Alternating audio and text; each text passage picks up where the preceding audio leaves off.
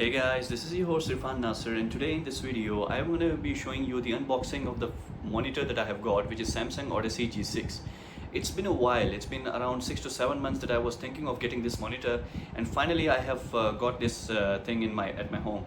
So it's one of the exciting things because it has got a Quad HD display along with 240 hertz of refresh rate, which is also pretty nice. Another feature that I like the most is that apart from being a monitor, it's a smart TV also, so you can control your different apps and you can use it as your daily TV partner. So in this video I'll be showing you the unboxing, that what's inside the box.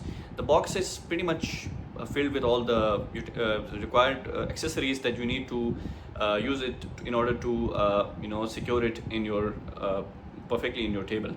So let's get right into it.